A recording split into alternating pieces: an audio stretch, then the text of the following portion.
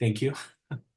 So it is a great honor to introduce the good friends and Dr. Hyung Jin Choi. And then I think we met probably almost 10 years ago when we were in the assistant professor and then sharing a lot of interesting rookie mistakes at that time. And then since then, he's become a great scientist.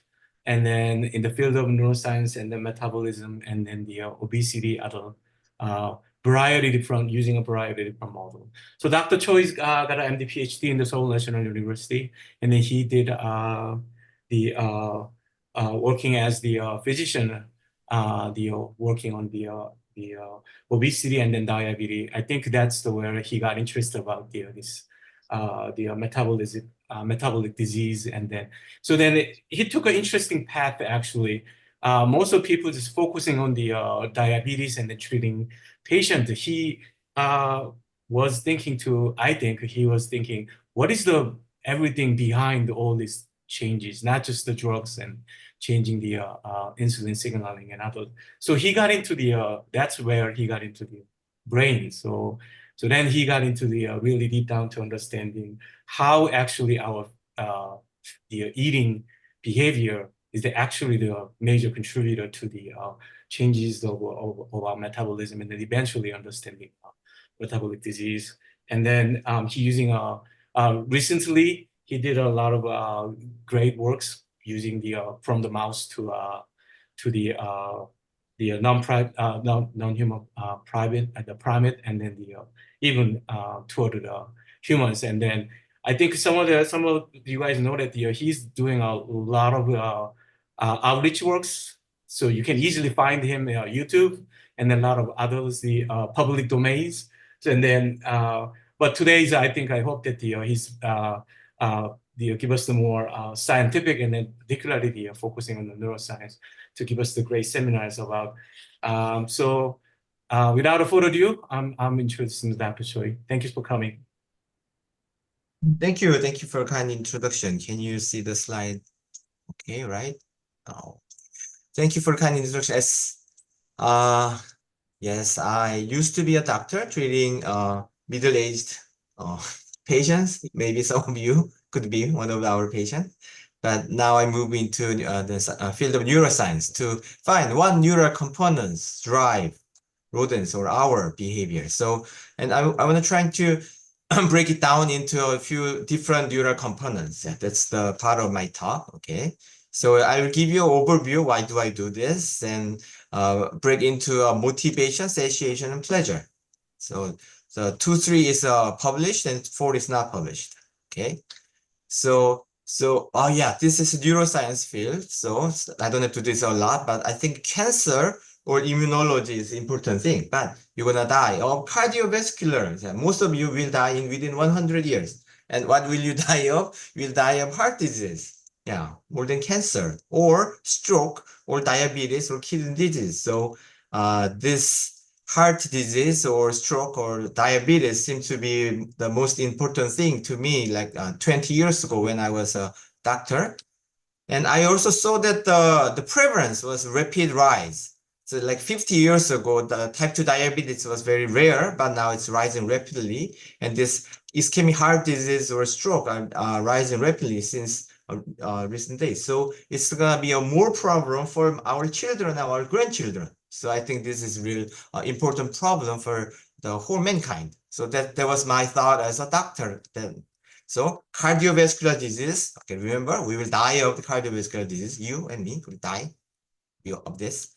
And it happens because of diabetes and all these diseases. And I knew the center of the old fundamental cause was eating problem. I think within 100 years or 50 years ago, eating behavior changed most dramatically due to industry or food industry or something. And that caused the metabolic disease and that caused the cardiovascular disease. So brain deciding to eat seems to be the most fundamental cause of everything.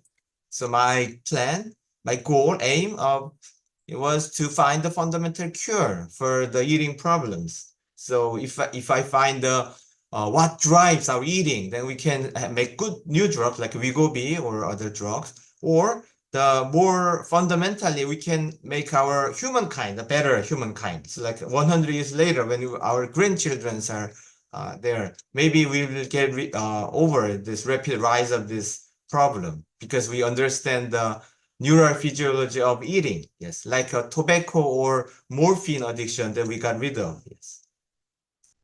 So to do that, I chose monkey and mouse. Yeah, because mouse, I saw that like 10 years ago, new tools came out, new important, powerful tools like optogenetics. So using these tools, I can understand the neural components of mouse very easily. So I tried to use mouse for studying eating and choose monkey and human clinical trials. So during my scientific this journey, I come to think about this thing more deeply. So from the environment to the brain to the environment again. So cognition and behavior is what I think of, and from here sensory to the brain to the motor. So if your body senses that nutrient is deficient, you don't have enough nutrient, then your homeostasis center calculates the need. You need 100 gram of carbohydrate or something, and your brain generates this craving or wanting, desire, and based on this conflict drive competition, you suddenly choose consciously to go out, log out this seminar to go to a McDonald's. So yeah, and you go out to search and you find a queue like a McDonald's sign, and oh, I see, oh, that's a McDonald's, and get in, and you enter the restaurant and you feel this smell of hamburger, and later when you put it in your mouth, you feel this very intensive pleasure of eating a hamburger. Actually, I went to the McDonald's this morning, 7 a.m. in Korea, in my next neighborhood. So eating hamburger gives a big pleasure, and when you are satiated, you stop eating it. So this is one cycle. So if you come to our place once, you will develop a memory of your environment, and next time your memory will guide your decision and movement. So I will go to the McDonald's or Five Guys. If I go to your place like 10 times, then I have the memory of a good Five Guys, then I will go to the Five Guys. So I think that's very important, and circadian is other important. And I think for humankind, cue-driven craving, like advertisement or yeah, other things that we show to our children, or yeah. So looking at this food advertisement makes you non-homeostatic cue-driven craving. That's learned. That's important. And I'm gonna show that the satiation can be driven by sensory detection of the food. That's I'm gonna show later. So that's a big picture. And I have made a more simpler version of this that based on our deficit, I have like 100 gram deficit of carbohydrate. Then I calculate I need 100 gram of carbohydrate. I want to eat hamburger and go eat the hamburger. And during eating the hamburger, oh, it's very delicious. I feel good pleasure. And 1 hour later, your blood level of glucose goes up. So it restores your deficit. I think this is one cycle of a motivated behavior that's generalizable to other contexts too. So I think these two need, how much we need, how much we want, is the cause of behavior, and how much pleasure or how much the utility that we get is consequence of behavior. And I come to believe that need, motivation, pleasure, and utility, the glucose uptake, or yeah, they all need to be separate because we need a very fine-tuned orchestration of our behavior. And I saw that important prediction part is happening in our brain. So we need this complex orchestration mechanism to find our motivated behavior, so we can eat just much as we want and not too much and not too little. Yes, and it has been evolved for thousands of years. So in our lab, we are trying to find the neural component of each component. So we found that AGRP, the most famous hunger neurons, are the need, and the lateral hypothalamus area and leptin neurons are driving the behavior, and the dorsomedial hypothalamus neurons are doing some predictions, and pleasure neurons are in the nuclear accumbens. So recent years, we published two papers on lateral hypothalamus and one paper on dorsal-medial hypothalamus and one other, these two neurons combined together is an revision, and this is about to submit. So, and your present experience changes your future experience. So if you come to Korea for like 10 times and come to our place for 10 times, and your utility or pleasure, so your previous memory will change your future decision. So I'm going to talk some more about how the previous experience changes the future behavior. And I think it's bi-directional. So need, motivation, pleasure, utility, but you also have this, you know, the conditioned taste aversion or any other PTSD. If you have some harm, you don't want to go there anymore. So it's very bi-directional, and I can make you like a food or dislike a food by like giving you a bad oyster and make you have a very bad oyster food poisoning that you will hate oyster forever. Yeah, I can do that. So the best place to study is hypothalamus, because we have the map of everything. And for the green is the feeding, blue is the drinking, and sex, aggression, fear, thermal. So we have this map for all the functions very discretely. So we are studying this green area. So we study the arcuate and lateral hypothalamus, and we are trying to add a dorsal medial hypothalamus as a new area that controls feeding behavior. So that's the overview, and I'd like to move on to our motivation part. Appetite, it's like a gas, the accelerator of a machine, so car. So what drives you to eat? And lateral hypothalamus leptin receptor neuron seems to be doing the appetite, yes. So it's this part of the whole picture. And so that's all published, so I'm going to be very quick. So in this paper, we put this miniscope in the mouse, and during the seeking toward the food, yeah, now he got his food. So during the seeking, these green neurons were activated, and during the consumption, the purple neurons were activated within this lateral hypothalamus leptin receptor neurons within the same population. Within these 20 neurons, we could see run for the food, run for the food. The green neurons goes up, and as soon as it bites the food, the green neurons will go down, and only the purple neurons go up. So within the same population, we saw two distinct seeking or consummatory neurons. And when we optogenetically activate them, we can make them to do seeking or make them to do consummatory. So it's not only it's responding to this behavior, it can drive the behavior. That's our last year's paper. So in summary, leptin receptor, lateral hypothalamus neuron, two different populations doing two different behaviors. And I think the upstream is the famous hunger neuron, atropine neuron, through the MPY peptide. So this is part of the last year's presentation, and I think these two neurons should be very distinct in terms of many aspects. So our follow-up study of this is to do activity-specific labeling, highlight of the neurons, and do single nucleus RNA sequencing to find the molecular or functional distinction or projection, distinction. So what we did is, there is a laser beam here and here. So the optogenetical labeling, the highlight labeling are only in the seeking period. So only from there to there, we'll shine the laser this short time. So we label only the seeking neurons using highlight and trying to do whole brain tracing where they go.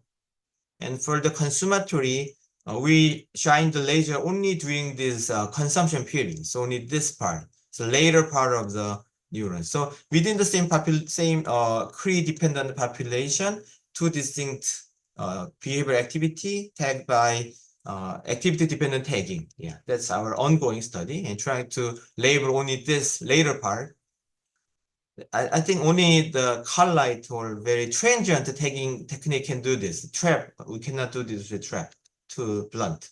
So trying to find the downstream of them, and then combine it with single nucleus RNA sequencing of the whole population, but also we want to isolate only the leptin receptor neuron using uTrap crossed with leptin receptor Cree, and only isolate this fluorescence nucleus and do molecular cluster within the leptin receptor neurons. So leptin receptor neuron is like 1% of the whole neuron, so very rare.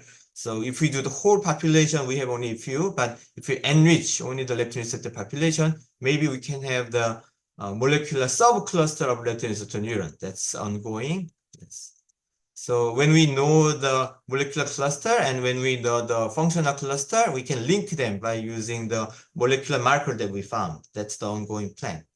So would this be only rodent thing, only mouse thing, or human or monkey can also do this? So we did monkey study using AAV virus with the promoter of GABA specific. Yeah, so using this virus in the lateral hypothalamus area, we activate the neurons and compare their behavior. And we also did functional MRI, MRI and more operant testing. So it's published this year, yeah, using collaboration with the Korean, National Primate Center in Korea. So here, this is the user monkey, but 1 week later, when we inject the CNO, the lateral hypothalamus GABAergic neurons are activated. The monkey enjoys this cherry tomato, 방울토마토, much better than this control situation. So I was afraid that he might go crazy, but he didn't go crazy. Like when you do mouse study, sometimes you feel, they are crazy, but I can see that this monkey is very stable, enjoying the food, not doing weird, crazy thing. Yeah. And this is another evidence that it's very organized motivation. So touch and eat, touch and eat, touch and eat. So operant conditioning, we can see that using this CNO, we can increase the motivation, not doing any crazy thing. And we injected this electrode in the lateral hypothalamus and recorded the craving, seeking, consumption, electrical activity using this electrode, and so that their activity is different from craving, seeking, and consumption. It's in press. So that was the appetite part. Okay, and now for the break.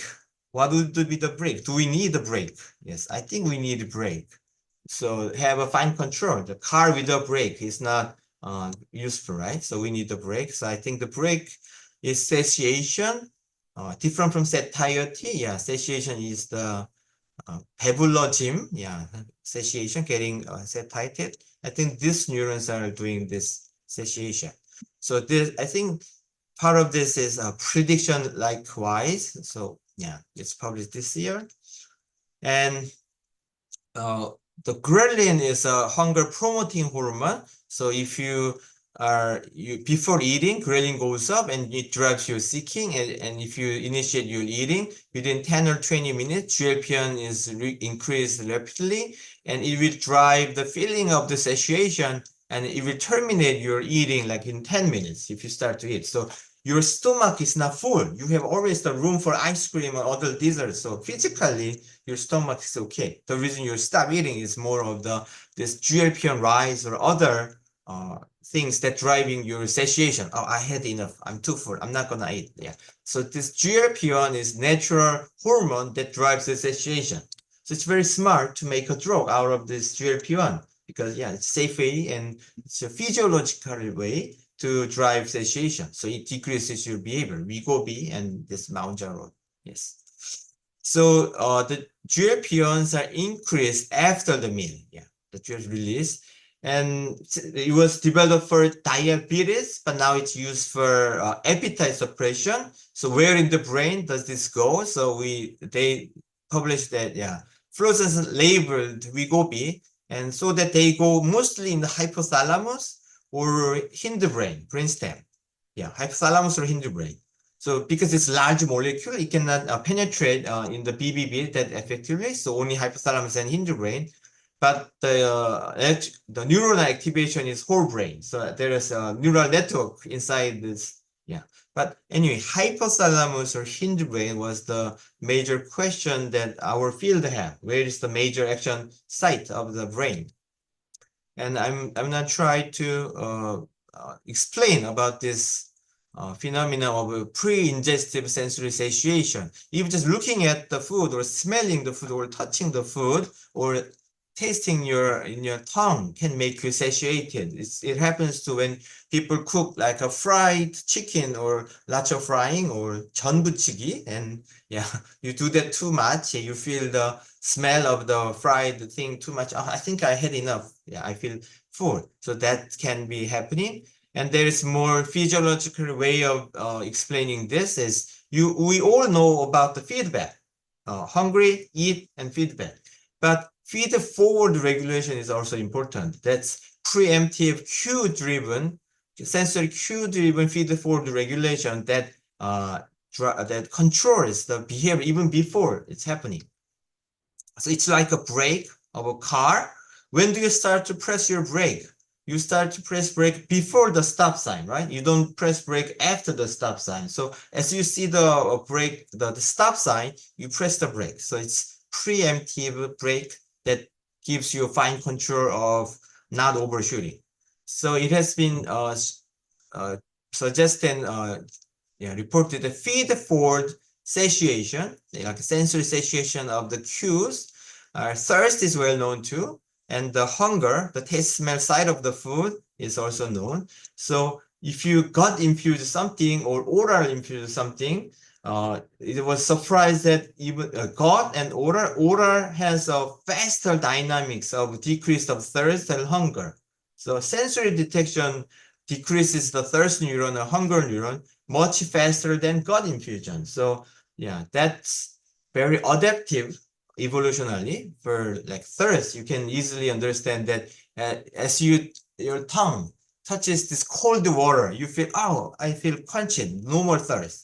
That's very adaptive. If you were to drink the water as long as your blood is diluted, you'll drink too much, like 2 liters of drink, and later, oh, I had too much drink. So it's very adaptive to have this feed forward sensory driven thirst of the quenching of the thirst to have fine control. So it has been proposed that only not the feedback is important, the feed forward error prevention is important. So sensory cue or other cues, the dorsal medial hypothalamus, this time leptin receptor neuron. There was a paper 7 years ago that leptin receptor neuron in dorsal medial hypothalamus is the sensory cue driven feed forward inhibition of the hunger neurons. There was a proposal of this, and I think we are in the same line with this. So I think another way to convince you is that need should be regulated by prediction, that you can order food by the current deficient policy. You see that refrigerator is empty, you can order, but you can also order by the prediction deficient policies. So if you see the sign that food will arrive in 5 minutes, you will stop order. That's more adaptive than order too much and eat things later when they come. So our brain do not order more if you see this sign. So all animals have this prediction-based decision making. So I think sensory satiation part of this prediction-based decision making. Would this drug have effect on sensory satiation? And I personally had my Saxenda experience for myself. And when I had the Saxenda, and you have done Saxenda or Wegovy, you will also feel that just by looking or smelling the food, you will also feel, oh, I think that's too much. I'm not gonna eat. Oh, I already feel satiated. That happens to me and to the patients. So I think this makes sense. And important question is where it would be the hypothalamus or the brainstem or even the hypothalamus, what area? That was the question. So this was like 10 years ago. Someone proposed that the GLP-1 receptors are in the arcuate and POMC neurons, but that's not the only place. Okay, so this is our real experimental paradigm of not mice but humans that we did. So this is real famous Korean fried chicken that you all love. Yeah. So what we did is we measured their satiation score. How much satiation do you feel? Like a satiation score out of 10, satiation score 1, 2. But after seeing or smelling the food, we measure again. And most importantly, we made them to chew the chicken, chew, and experience the smell and the taste and the texture in your mouth for a long time, but don't swallow. Don't swallow. Just keep chewing, and measure the session score, and then consume later. So this part is most important. Only no pre-ingestive sensory detection of the food in the mouse, the full detection, what's the session score. And interestingly, in the control condition without any drugs, this pre-ingestion oral phase, the score is stable. But when we had the GLP injection, and so from 63 to 72, just by chewing the chicken in the mouth increases your satiation score. Oh, I feel too much satiated even before ingestion. Yeah, that happened as I felt. So this increased the pre-ingestive satiation score was observed. And so what neural components could be driving it? So we are looking for the GLP-1 receptor expression in human hypothalamus, and we found that dorsal medial hypothalamus has many receptors. So that could be important target, and other people suggest that this place is a satiation center, and mouse also had the receptor there. So from now on, we study the GLP-1 receptor neurons in mouse dorsal medial hypothalamus.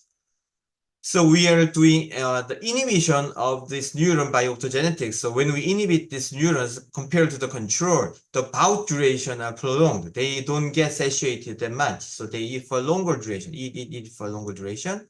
So as shown here in the cartoon and the data, the inhibition duration, the meal bout duration is increased much. And when we optogenetically activate them, as soon as we activate the neurons, the mouse stop eating. So I will show you again. As the mouse start to eat, and shine the laser and stop eating it. So if I have this in your brain, I can make you stop eating in 1 minute. Stop, don't eat. Yeah, I can make you stop eating. So compared to the sham laser, this real laser, this eating bouts, the black bars are terminated immediately when I shine the light laser. So this has very strong satiation function and terminating the eating behavior. So when do they get excited? That was another question in physiological conditions. So we did the same, go sick, and eat the food. So before conditioning, before they don't know the food is at the end of this maze, end of the corridor, before knowing that, only when they meet the food and start the ingestion, this neuron activity goes up. But after conditioning that, oh, there's the food, so I will go for the food. The food seeking start at this moment. As soon as start to move, this neural activity goes up. So by anticipating, oh, there will be food, this neural goes up. Yeah. And we did other study of this T maze to left and right. So before conditioning, nothing is there, but after conditioning, the mouse understand the food is there, and extinction that food is not there. So only after conditioning and to this goal-sided decision, this neuronal activity goes up. So it's anticipating of the food at this point, going that way. And this is like a bending machine. Yeah, poke and eat, poke and eat, poke and eat. So after conditioning, when they poke the hole, the neuronal activity goes up. So it's driven by the anticipation of eating. And we also did the mini scope of this neuron. So door open, run, go. So during this run to the food, similarly, yeah, one set of the neuron are activated during the seeking toward the food.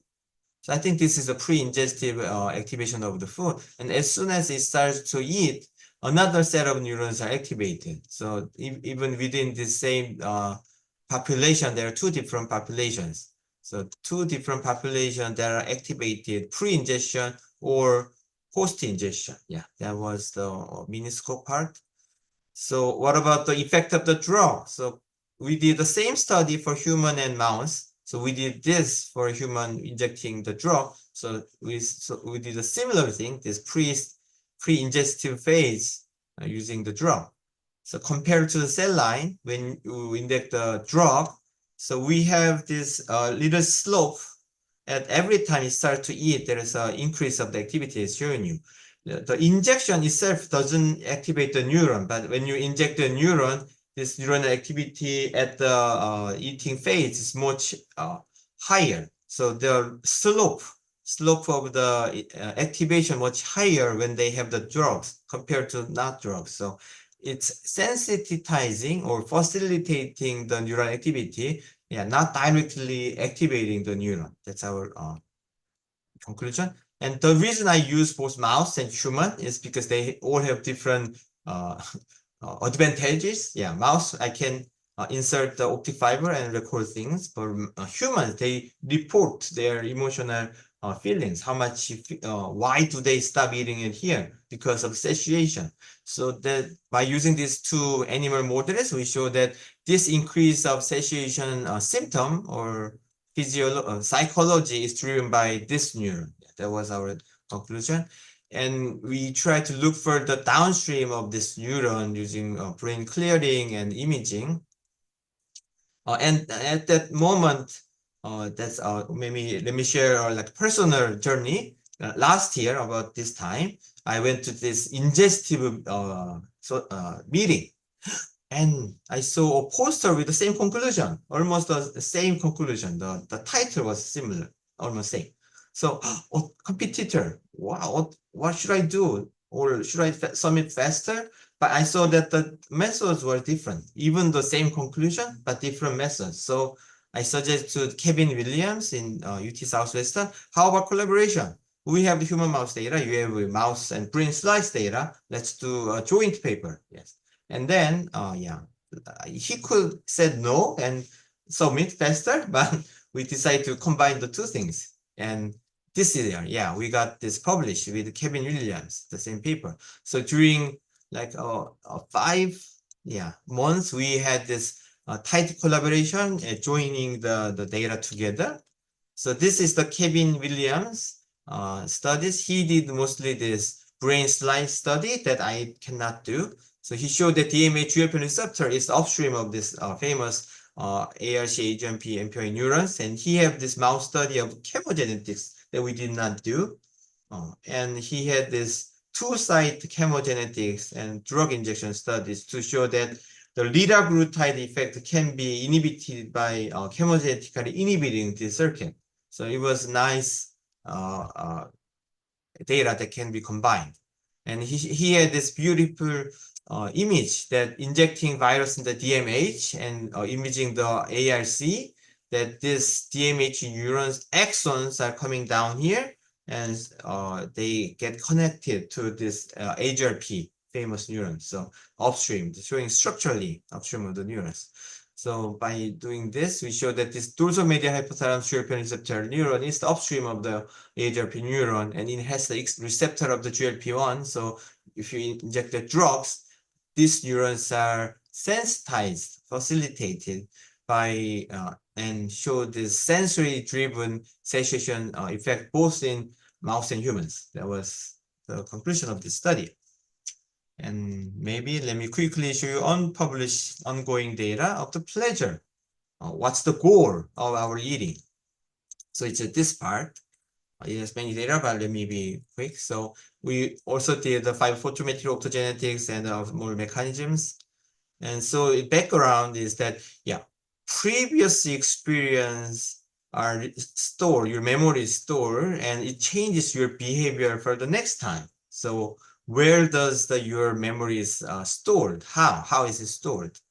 So because the big question is what is the real memory? So we are focusing on the memory acquisition. We are not doing retrieval for this time. So an absolute liking or relative preference, and flavor driven or context driven.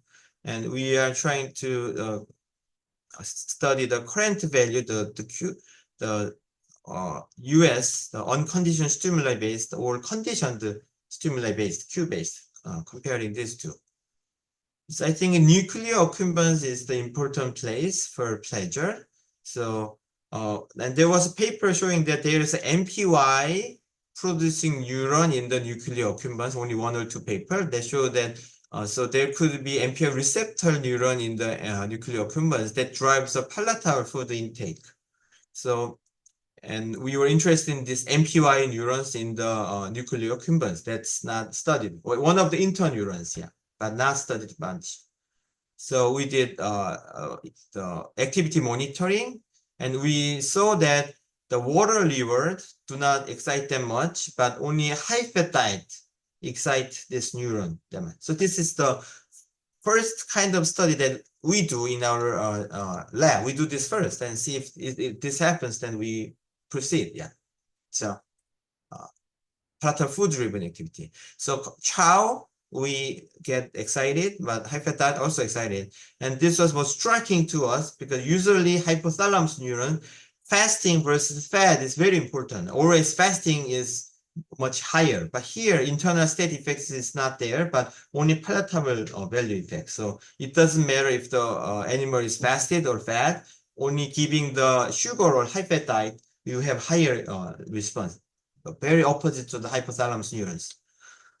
And we did this study of Lego zone and food zone going back and forth and measure their pre-test response and they do the conditioning. So we give the sugar here for 5 times and post-test experience. And we did the non-caloric sucralose, yeah, ASK, and say the nutrition is not required. And let me show you the video that shows you better. Maybe this one is better.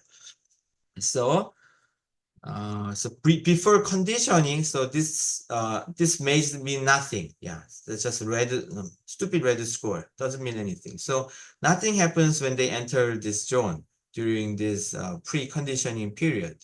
So they just explore and sometimes enter this corner, but it doesn't mean anything. So this NHMPN neuron activity doesn't change. But so we're gonna do conditioning. So we give them the palatable food only for here for like 5 times, eat a good place. Like it's like making this place a McDonald's. This is McDonald's now.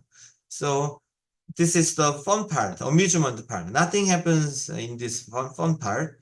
But when they see this McDonald's sign, red sign, run for it. And during this running, they get this excited. So it's after conditioning, these neurons are excited at this food zone entry without the food. And we also did another study of we make this gel of 0% sucrose gel or 10% sucrose gel, very sweet gel or not sweet gel. So not sweet, not sweet, not sweet, not sweet, very sweet. So 10% sweet makes them excited. But after that, 3 times of experience, we give the 0% not sweet. But they had recently past experience of sweet gel, this 0% gel, even though they don't have any sweetness, this neuronality is much higher. So expected value is important. So we are trying to see if this reward-related unconditional response or this cue-based response are homogeneous population or heterogeneous population. So we did miniscope and we did more of this cue, go, eat, and this omission trial. There's no food for 5 times. So at the first trial, they will anticipate the food, but no food is there, real prediction error. So, and we could see that if in the same population, there is a population that are activated only after the food contact and only during the food trials. But there's another population that are activated long before the food contact, and it's all activated even without the food, real food. It's just the expectation without the real food. The omission trials don't have the food.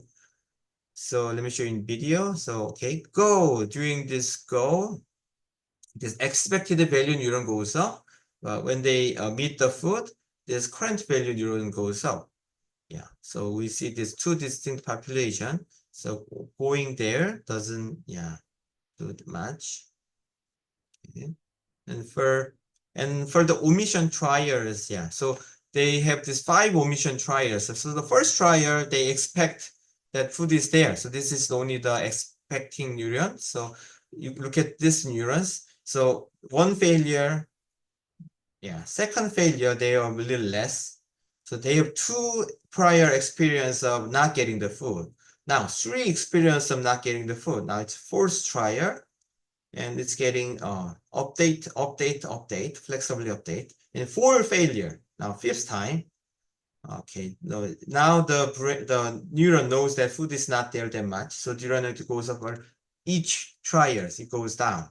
And there's another neuron that doesn't go down. Yeah, so that's why we even within this expected value neurons, we saw heterogeneity. Some neurons are more flexible and some neurons are less flexible. So flexible neurons are updated by each trial. Inflexible neurons don't change, like a habit-like behavior. This is more like a goal-directed flexible behavior. So what about modulation? So we did this direct activation and recorded eating behavior. That's what we really do, always do. Surprisingly, nothing happened. Just activating this neuron itself has no driving effect on the behavior. It's not different from the hypothalamus neurons. So maybe we can stop there. But they tried this one food liking formation test. So from the base pre-test, because this high-fat diet is very novel, and so they have like neophobia and don't like the food. But as they experience food for 5 days, they gradually develop this liking for the food. But if we activate the neurons during this time, that's they like them more. Inhibit them, they like them less. And maybe we do it more precise way. So 3 days of conditioning with 2 different mango smell or apple smell. So 30% of 30% sucrose, sweet. Apple smell is a sweet gel. Mango smell is less sweet gel. So after that, all the mouse like the apple smell, apple odor gel compared to the, even though it has same 10% later, because 3 days of conditioning, they learn that apple odor is better. But if we inhibit this neuron during the conditioning, they don't remember that they had a very sweet experience with the apple odor. So we can block this food flavor preference, or we can make them. So 30% versus 30%. So usually they don't have preference, but we activate this neuron with the 30%, then somehow they like the grape odor better than the strawberry odor, because they enjoyed this 30% much better, because they had a autogenetically activation. And we can make the context. So 10% sucrose in this restaurant, 30% sucrose in this restaurant. So later, even though they serve the same hamburger, but because previous experience they had better hamburger, they like McDonald's better than Burger King. Usually they do. But we inhibit the neurons during their experience. They forget that this restaurant had better experience. We can make them forget, and we can make them like. So same high-fat diet, but if we activate them, then they will prefer this high-fat induced diet. But we cannot make chow, make them like more. So I think some sufficient amount of palatability is necessary, required to do this. We cannot make chow. We can use chow to make a restaurant better. We can only make high-fat diet. Yeah, make the restaurant better. What will be the mechanism? So we try to look for the long distance output. We could not find that much output. So I think it's mostly interneuron in the NH. Yeah. And we did dopamine, and we in the collaboration with Kaist Jong-Son, dopamine can increase the resting membrane potential in part of the neurons. That was, and we compared the food reward versus water reward using this grab dopamine sensor plus neural activity of this neuron. So the red is neural activity, green is dopamine release. So same dopamine release for food and water, but less neural activity for water. So it's specific to food reward. So it's not just downstream of dopamine. It needs another food specific upstream that can activate these neurons and has more duration, yes. But we tried to activate this neuron using Crimson R, but could not release the dopamine. No dopamine release for activation of this neuron. So this is not upstream of the dopamine. And we try to look for the properties. So D1R, D2R, MPI receptor profiles of the neuron, public data reanalysis of the multi-fish or single-cell RNA sequencing. And we could see that this MPI receptor profiles are in the D1R and D2R too. So D1R, MSN, D2R, MSN, famous neurons could be the downstream. So this is the summary that D1R, D2R could be the downstream of these neurons, and it could be driven by field-specific input. And dopamine has some effect, but it's not, we don't see any dopamine axon release by activating these neurons. So that's the summary, and maybe finally 1-2 minutes of what we are doing right now. We are trying to understand the emotion of mouse. Ow! So this, as you see the eyes of this mouse, it's pain. So we are trying to quantify pain and pleasure. Pain, that's pain, and that's sucrose, and that's pleasure. And this is me having pleasure with pizza. So we want to measure the pleasure, yeah, one scientific way, yeah, for all animals. So we are trying to expand to this monkey. So monkey eating cherry tomato, 방울토마토 and 방울토마토. Cherry tomato, he liked the cherry tomato, and I'm giving him chocolate dessert. Okay. He used to enjoy this vegetable. Eating vegetable is good for now, but now he sees that, oh, the chocolate dessert. Thank you for the dessert. Okay, then, okay, what's this? No more vegetable. I'm gonna eat the chocolate dessert. So, and we are trying to measure the facial expression of this. So that's what we are trying to do to understand the pleasure or the what it means to eat for many animals. And the most important message is we want to recruit postdocs and students. Thank you.